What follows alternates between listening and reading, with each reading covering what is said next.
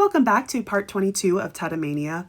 Can you imagine how Howard Carter and the rest of the excavation team must have felt as he wakes up in the Valley of the Kings prepared to open the first doorway of this brand new tomb?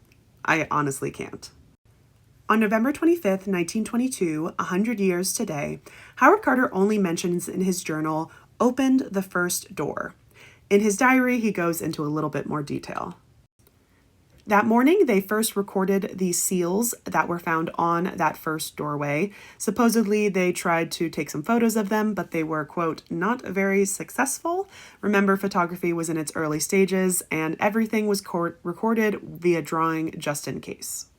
They then proceeded to open the first doorway to eventually reveal this.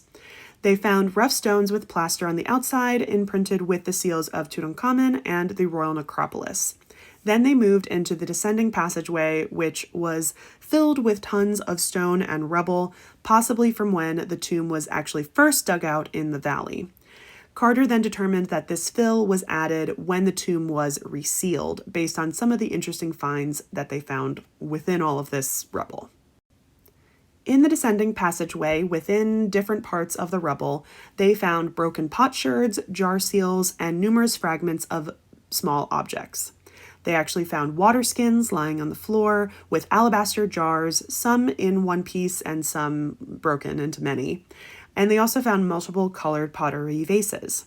Nothing here actually gave any clues as to who was buried in the tomb, but they all pointed to the assumption that Carter had made that the tomb was already looted before.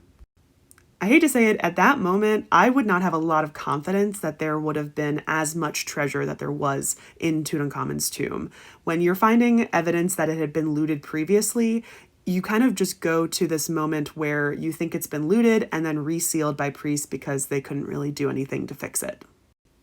Now, supposedly this piece, which is called the head of Nefertem, was found in this passageway, but this is still debated to this day because it was actually found in 1924, almost 2 years later, in tomb KV4, which was already excavated but was used as a storage house during KV62's excavations.